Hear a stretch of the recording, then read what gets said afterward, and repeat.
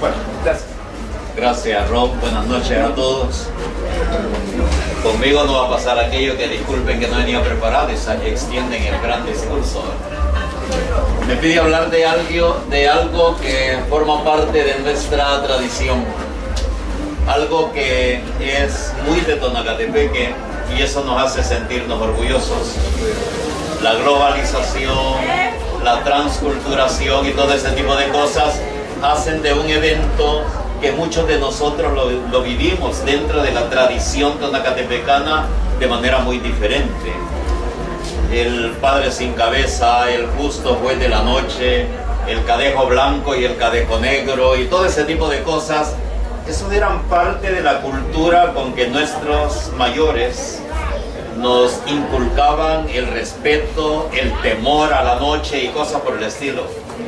Y la tradición de la calabiusa, dentro de una situación que la hemos conversado ya con algunos de los acá presentes, como que no tiene un clarísimo origen, pero yo creo que nos remonta un poco a lo mejor a los antecedentes de nuestras culturas indígenas. Ahora se dice de nuestros pueblos primarios, ¿verdad? Es el nuevo concepto. Originarios.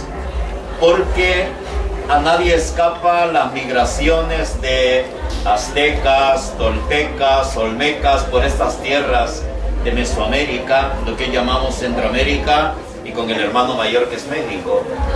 Y ellos tienen una tradición bastante parecida también, que es ir al lugar donde están enterrados sus antepasados y tener una reunión ahí para comer, ¿verdad? Guatemala tiene la costumbre también del fiambre, ¿verdad? En esta época de la celebración del Día de Difuntos. Pues aquí se acostumbró en el día que la tradición católica nos ha indicado como el Día de Todos los Santos. Aquí era el San Caralampio, que era el nombre más corriente que usábamos los hipotes de aquella época, ¿verdad? Y la calabiusa, que consistía en un guacal de morro viejo en la casa, que se le abrían unos agujeros para simbolizar los ojos, la nariz, la boca, y por la parte de atrás se le pegaban papel de celofán. Se le introducía una candelita y con ella andábamos cebadera al hombro o bolso al hombro recorriendo las calles y nos reuníamos los hipotes, los cheros de ahí cerca de la casa, y así andábamos los grupos recorriendo todo el pueblo cantando el estribillo: ángeles somos, del cielo venimos, pidiendo ayote para nuestro camino, mino, mino. Y llegábamos a las casas y al tocar las puertas o introducirse, ¿con qué le va a ayudar a San Caralampio? Y entonces la tradición era que en la casa se cocinaba el ayote y el cuchamper, fundamentalmente era eso, ayote y cuchamper en miel. Y entonces le regalaban a uno sus porciones y las iba echando en la cebadera, en el bolsón, en lo que andaba. Ya pueden imaginarse cómo terminaba la parte del abdomen, ¿verdad? Y los lados del pantalón. Cuando ya no había, se nos terminaba la candelita, entonces pedíamos para una candela y nos regalaban 3 centavos, 5 centavos, porque 3 centavos valían las candelitas esas pequeñitas. Y entonces así andábamos alumbrándolo. Cuando ya había suficiente recolección, entonces los grupos de muchachos nos íbamos al andén del Calvario o al andén de aquí de la iglesia y por el atrio, o allí alrededor del parque, esos como sofás, y entonces empezábamos a sacar lo recolectado y lo consumíamos. Lo que sobraba lo llevábamos a la casa también. Total que al siguiente día había que seguir comiendo ayote en miel y cuchamper en miel. Más adelante también se recolectaban huisquiles salcochados. Entonces era parte de lo que se llevaba. Esa era la tradición de Tonacatepeque, una tradición muy indígena y que en ninguna otra parte del país se acostumbra. Más adelante viene la transculturación, la pseudoculturización, y nos empiezan a meter esa tradición muy estadounidense del día de Halloween, ¿verdad? Que hoy hasta fiestas hacen, pero eso no tiene nada que ver con lo nuestro, eso es muy nuestro. Y yo pienso que valdría la pena institucionalizar, no como algo que aparecía ahí como un aprovechamiento de esta situación, hasta una iniciativa en la Asamblea Legislativa de declarar el Día Nacional de la Calabiosa.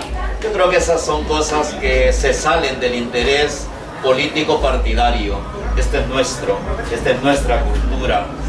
Y deberíamos de hacer a lo mejor el intento de que en torno a las actividades de la Casa de la Cultura instituyamos un renglón especial, ya sea con el gremio de artistas, en la misma Casa de la Cultura, para organizar la celebración de la Calabiosa con una serie de eventos, donde este evento cultural de rescatar ese tradicionalismo de toda la mitología salvadoreña pueda ser parte de un programa general, alejándolo, reitero, de intereses partidarios políticos.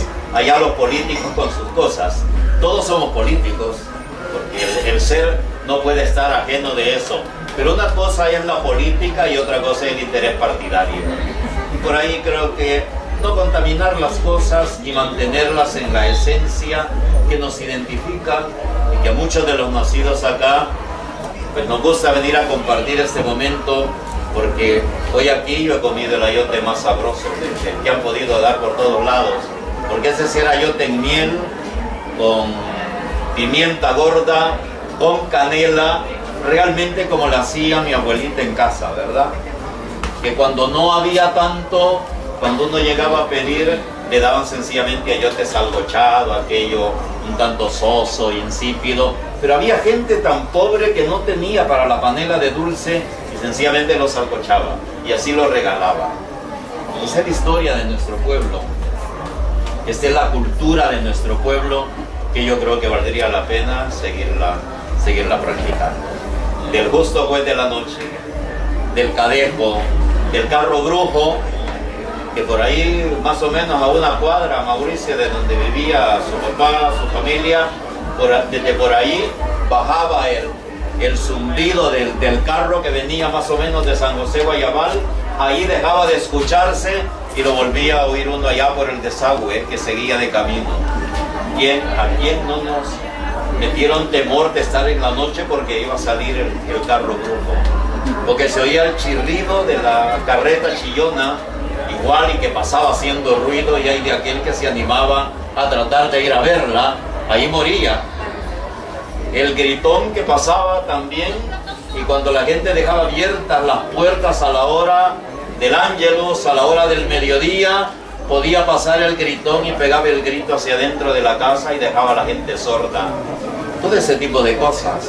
Aquellos que andábamos serenateando ya cuando éramos más jovencitos y siempre nos decían: si andás de serenatero, te va a salir el justo juez de la noche y te va a dar una castigada. Y aquí hubo gente de la que conocemos historias. Alguien un poquitito mayor que yo, de él se cuenta que por estar en el parque echándose las amargas con los amigos, cuando todos se despidieron y salía para la casa, y apareció el justo juez, que se paraba en la altura del Calvario, y ese gran gigantón daba un paso y caía hacia el piso y le cerraba el paso cuando quería escapar a alguien, y cuando lo lograba alcanzar lo agarraba con el hacial, látigo, eso es para el zorro, ¿verdad? El justo juez de la noche andaba un hacial, con eso con que se arriaban los tuncos, ¿verdad? Y le pegaba una cinchaseada al fulano que lo dejaba hasta con una semana de fiebres. Ese tipo de cosas es nuestra tradición, y con toda seguridad es lo que vamos a escuchar esta noche en este certamen literario. Gracias, Rob, por invitarme a aburrirlos un poquito con estas cosas. Muchas gracias. Bueno, muchas gracias a ustedes. ¿Están aburridos? ¿Aburridas? No, ¿verdad?